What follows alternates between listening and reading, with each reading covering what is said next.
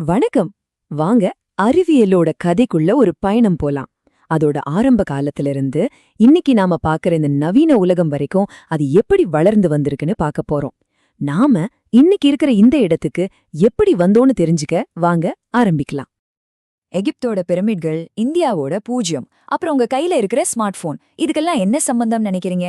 யோசிச்சு பார்த்தா சம்பந்தமே இல்லாத மாதிரி தோணும். ஆனா அதுக்கெல்லாம் ஒரு பொதுவான விஷயம் இருக்கு. அதுதான் மனுஷன் பல ஆயிரம் வருஷமா சேர்த்து வச்ச அறிவு.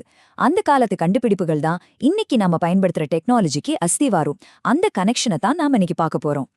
சரி, முதல்ல சயின்ஸ், அதாவது அறிவியல்னா என்னன்னு பாத்திரலாம். சுருக்கமா சொல்லணும்னா, இந்த உலகம், இந்த பிரம்மம் எல்லாம் எப்படி வேலை செய்யுதுன்னு நாம புரிஞ்சுக்கிற ஒரு வழிதான் அறிவியல். அது வெறும் உண்மைகளை மனப்பாடம் பண்றது மட்டும் இல்ல, அது ஒரு தொடர்ச்சியான தேடல். ஏன், எப்படி அப்படின்னு கேள்வி கேட்டு அதுக்கான பதில்களை தேடுற ஒரு முடிவே இல்லாத பயணம். இப்போ அறிவியல ஒரு பெரிய பில்டிங் மாதிரி கற்பனை பண்ணிக்கோங்க. அந்த பில்டிங்க தாங்கி நிக்கிற 4 முக்கியமான தூண்கள் இருக்கு. அதுதான் இயற்பியல், வேதியியல், உயிரியல், அப்புறம் கணிதம். இந்த 4 தூண்களும் பிரபஞ்சத்தோட ஒவ்வொரு பெரிய ரகசியத்தையும் நமக்கு விளக்குது. சரி, வாங்க ஒவ்வொன்னா என்னன்னு பார்க்கலாம். முதல்ல பிசிக்ஸ், அதாவது இயற்பியல். இத பிரபஞ்சத்தோட ரூல் புக் அப்படின்னே சொல்லலாம். எல்லாமே எப்படி இயங்குது, ஏன் கிரகங்கள் சூரியனை சுத்துது, ஒரு சின்ன அணுல இருந்து பெரிய கேலக்சி வரைக்கும் எல்லாத்துக்கும் பின்னாடி இருக்கிற விதிகளை சொல்றதுதான் இயற்பியல். சிம்பிளா சொன்னா, இந்த யூனிவர்ஸுங்கிற கேமோட ரூல்ஸே இதுதான். அடுத்தது கெமிஸ்ட்ரி, அதாவது வேதியியல். இத ஒரு யுனிவர்சல் லெகோ செட் மாதிரி நினைச்சுக்கோங்க. அதாவது எல்லா பொருட்களும் எதால ஆனது, அதுங்க ஒன்னோட ஒன்னு எப்படி சேருதுன்னு சொல்றதுதான் வேதியியல். நீங்க, நான், நம்மள சுத்தி இருக்கிற எல்லாமே கெமிக்கல்ஸால ஆனதுதான். அதனாலதான் இத மத்த அறிவியல்களுக்கு நடுல இருக்கிற ஒரு பாலமாமே பாக்குறாங்க. சரி, இப்போ உயிர் அறிவியலுக்கு வருவோம். இதுதான் இந்த பிரபஞ்சத்துல இருக்கிற பிளேயர்ஸ் பத்தின கதை, அதாவது உயிரினங்கள் பத்தினது. பிசிக்ஸ் சொன்ன விதிகளும் கெமிஸ்ட்ரி சொன்ன பொருட்களும் ஒன்னு சேர்ந்து உயிர் உருவாகிற மேஜிக் நடக்கிற இடம்தான் இது.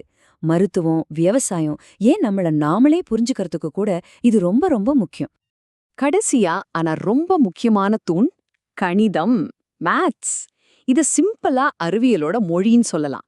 மத்த எல்லா சயின்ஸையும் நம்ம இந்த மொழியில தான் எழுதுறோம், புரிஞ்சுக்கிறோம்.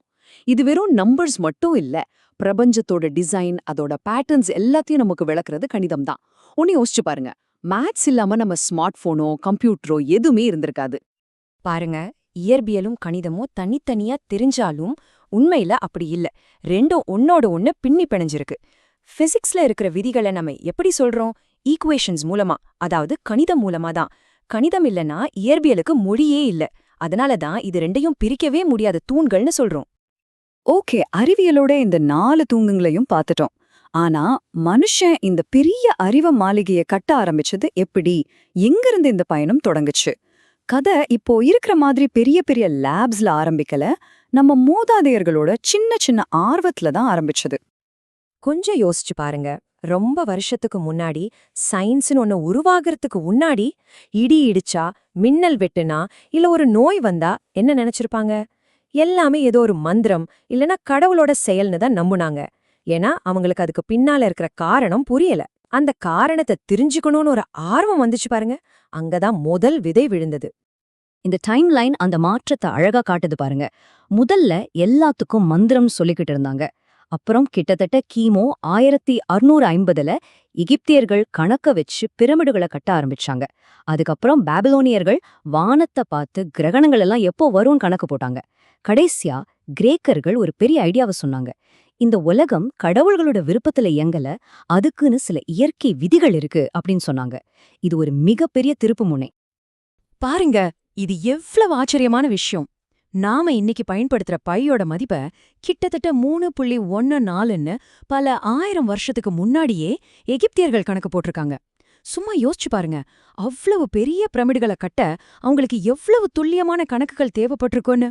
உண்மையிலே மிரட்டலான விஷயம் இது. இங்க நாம புரிஞ்சுக்க வேண்டிய ஒரு முக்கியமான விஷயம் என்னன்னா, அறிவியல்ங்கிறது ஏதோ ஒரு நாட்டுக்கோ ஒரு இனத்துக்கோ சொந்தமானது கிடையாது. அது ஒரு குளோபல் எஃபர்ட். உலகம் முழுக்க பல இடங்கள்ல பல நாகரிகங்கள் இந்த அறிவுத் தேடல்ல பங்கெடுத்திருக்காங்க. இந்த டேபிள் அது அழகா சொல்லுது. பாருங்க, பண்டைய இந்தியா பூஜ்ஜியத்தை கண்டுபிடிச்சாங்க. 0 இல்லனா இன்னைக்கு நம்ம கம்ப்யூட்டர், டிஜிட்டல் உலகம்னு எதுவுமே இல்ல. அதே மாதிரி சீனா கண்டுபிடிச்ச காம்பஸ் இல்லாம பெரிய கடல் பயணங்களே சாத்தியமா இருந்திருக்காது. அப்புறம் கிரீக்கர்கள் சொன்ன அந்த இயற்கை விதிகள்ன்ற ஐடியா, அதுதான் இன்னைக்கு இருக்கிற நவீன பிசிக்ஸ்க்கு அடித்தளம்.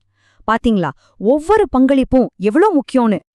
சரி, இந்த பழங்கால கண்டுபிடிப்புகள் எல்லாம் இன்னைக்கு நம்ம வாழ்க்கையில எப்படி தாக்கத்தை ஏற்படுத்துதுன்னு இப்ப பார்க்கலாம். ஆக மொத்தத்துல நாம என்ன தெரிஞ்சுக்கிட்டோம்? அறிவியலுங்கிறது இந்த உலகத்தை புரிஞ்சுக்கிறதுக்கான ஒரு வழி. அதுக்கு இயற்பியல், வேதியியல், உயிரியல், கணிதம்னு 4 முக்கிய தூண்கள் இருக்கு. ரொம்ப முக்கியமா அதோட வேர்கள் ரொம்ப பழமையானது, உலகம் முழுக்க பரவி இருக்கு. அந்த காலத்துல கணிதத்திலயும் வானவியலையும் அவங்க போட்ட அடித்தளம் தான் இன்னைக்கு நம்ம கையில வச்சிருக்கிற டெக்னாலஜிக்கு காரணம். கடைசியா இந்த ஒரு கேள்வியோட நான் முடிச்சுக்கிறேன். இப்போ நாம ரொம்ப உறுதியா இதுதான் உண்மைன்னு நம்புற பல அறிவியல் விஷயங்கள் இருக்கு இல்லையா?